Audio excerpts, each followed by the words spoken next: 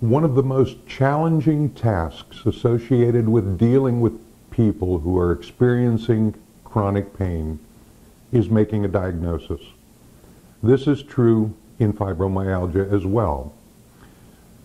So how is fibromyalgia diagnosed? Well, because of the elusive nature of this condition, and because it is associated with so many other conditions and mimics so many other disorders, this can sometimes be more than challenging. The exact prevalence of fibromyalgia is really unknown, but it's estimated that somewhere between 5 and 6 million Americans have been diagnosed with this condition. Fibromyalgia is 6 to 8 times more common in women than in men. Fibromyalgia usually affects people between the ages of 20 and 50, although some children have been diagnosed with the disorder. Fibromyalgia cannot be detected through the typical diagnostic procedures such as x-rays, blood tests, biopsies, and other laboratory tests. Therefore, patients are typically diagnosed based on the symptoms they have, combined with an in-person physical examination by a physician. Since fibromyalgia is characterized by widespread pain and tenderness, these are primarily what are used to achieve a fibromyalgia diagnosis. Now, healthcare providers focus on the type of pain in order to distinguish fibromyalgia from the other chronic pain disorders.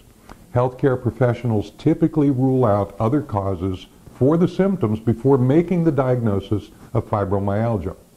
Now, we are getting a little help from the American College of Rheumatology, which established the criteria for identification of fibromyalgia and its symptoms back in the early 1990. And these included things like a history of widespread pain in all 4 quadrants of the body. Left front, left back, right back, and for at least 3 months.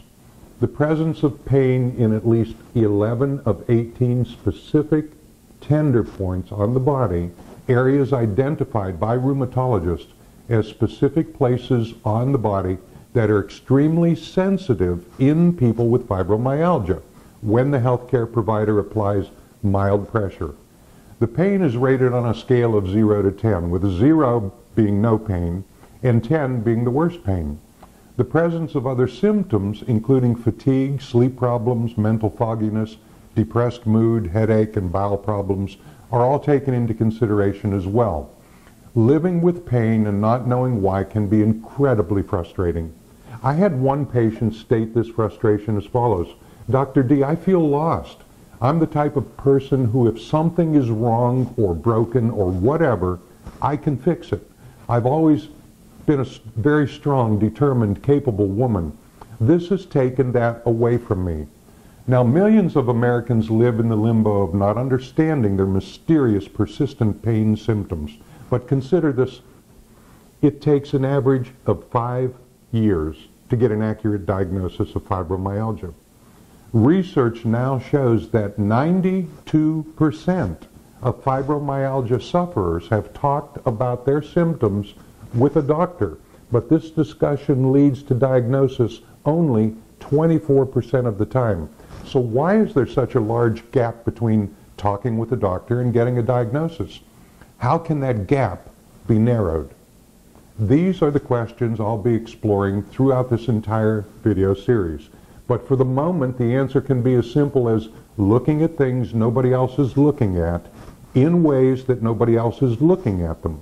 This means that we may have to look beyond the obvious symptom of chronic, widespread body pain and look even beyond the mechanisms that produce that pain into the actual origins of that pain. This may take us into places we've never considered, never even imagined. So please join me in the exploration for these answers and more as we travel beyond medicine to explore a new way of thinking about fibromyalgia. I'm Dr. Richard DiCenso. Thank you for watching.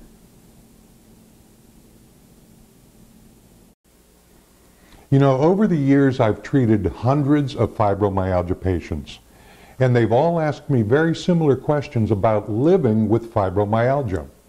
So if you've found this information valuable and you'd like to get the rest of the 20 frequently asked questions, then go to www.answerstofibromyalgia.com. In addition to these videos, I'm going to send you my Fibromyalgia Roadmap, a visual guide to controlling the symptoms and minimizing the discomfort of this disease, including what you should be doing over the next 90 days. This is Dr. Richard DiCenso, and here's to your health.